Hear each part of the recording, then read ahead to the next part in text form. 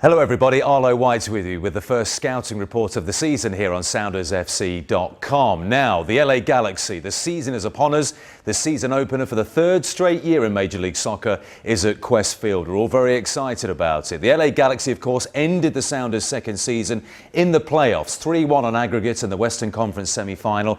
The Galaxy then inexplicably lost 3-0 at home in the Western Conference final, so their season ended. FC Dallas went forward to lose to Colorado in the MLS Cup. What do the LA Galaxy have? What's their main strapline? Well, it has to be star power. These faces you'll recognise. David Beckham, former England international, has played for Manchester United, for AC Milan and for Real Madrid. His right foot is fantastic. Landon Donovan, you all know about him, possibly the greatest American player of all time, certainly in an offensive sense, scored that fantastic goal against Algeria at the World Cup for America when they won their group and got through to the second phase. A new face for the Galaxy, not to MLS, Juan Pablo Angel, 50 plus goals in over 100 appearances for the Red Bulls in 4 years. He's the new designated player for LA and he replaces Edson Buddle, who left for Germany at the end of last season. So, how do the Sounders beat the LA Galaxy? Let's break it down. Set pieces. Seattle only conceded 38 goals last season in Major League Soccer play, including the playoffs. 10 of them were scored by the LA Galaxy, and 5 of those, would you believe, were from set pieces. Let's remind ourselves of last season and let's just identify where the Sounders can improve. May the 8th, the 4-0 victory for the LA Galaxy. He is a magnificent target in these situations. Omar Gonzalez is 6'5", 21 years old, brilliant in the air. Donovan had a great day on May the 8th last year, you remember.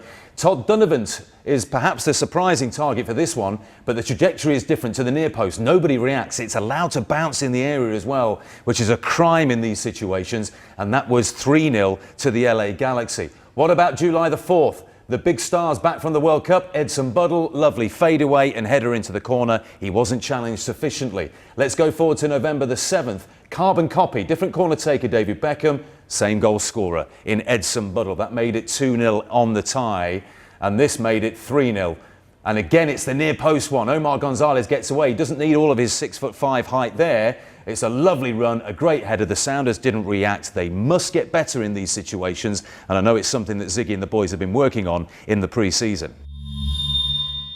So we've discussed defending set pieces. What about scoring from set pieces? It's an area, again, that the Sounders would like to improve on, and an area that they've been practicing in pre-season to try and increase their productivity from the dead ball. Has it been working? Well, according to the Community Shield last Wednesday, yes it has. Look at this delivery from Freddie Montero into the penalty area.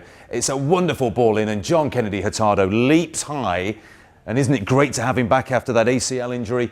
What a magnificent leap and a super header, goalkeeper with absolutely no chance. There's an opportunity this year for the Sounders to earn more penalty kicks in offensive situations when they have dead balls, particularly corners. Don Garber, the Commissioner of Major League Soccer, has said he doesn't like the wrestling match that goes on in the penalty area in these dead ball situations. He's instructed his referees to give more penalties. So the Sounders, if they're physical in the box but fair, could find themselves with more penalty kicks.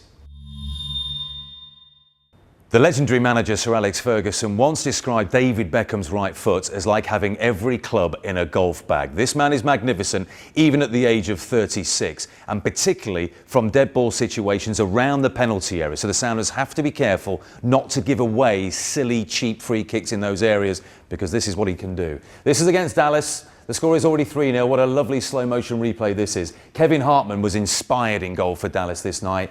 David doesn't quite manage to get it right in the top corner in the upper 90, but he wasn't far away, and Hartman with a fantastic save. He is 36. He could take free kicks like this until he's 56. He's that good, and the Sounders have to be wary of his threat.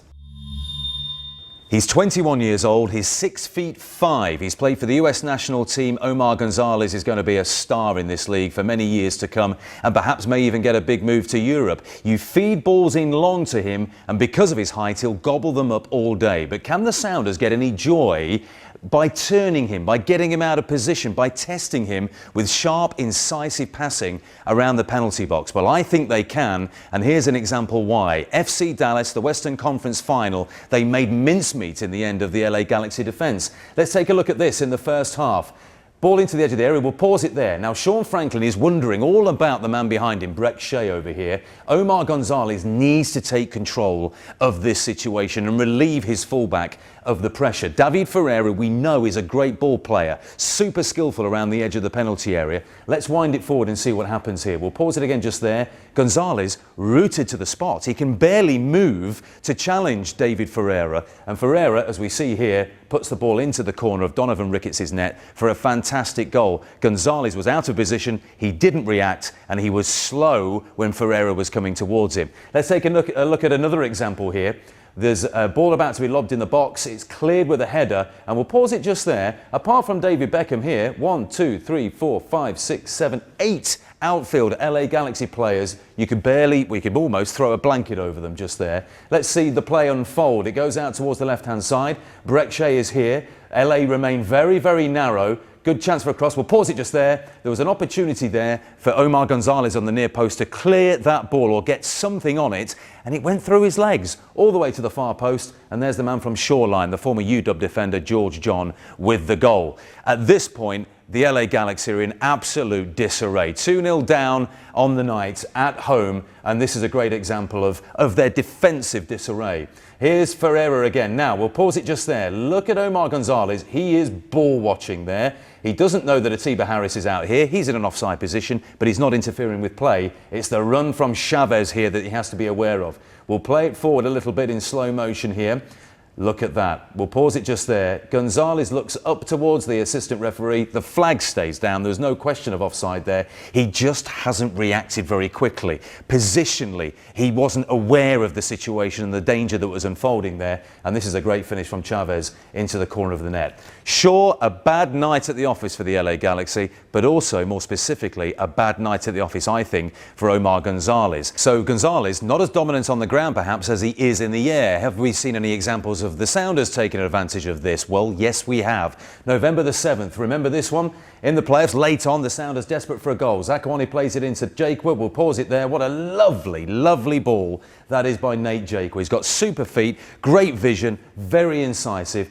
Great position taken up by Zakuani here, and we'll just play it on as Gonzalez comes over to challenge. Zakuani skips past him, fires it past Ricketts for a terrific goal. Too little, too late, sadly, in terms of the Western Conference semi-final. But Zakuani scored both goals against the LA Galaxy last season. We hope he's going to be fit for the season opener. The Sounders have been working on their incisive, quick ball play around the edge of the penalty area during this pre-season. Have we seen the effects of that? Well, yes, we have. Let's go back to the Community Shield last week. Look at this. It's 1-0 already from that Hurtado goal. Look at Freeberg here. Lovely chest down. Quick pass into Montero.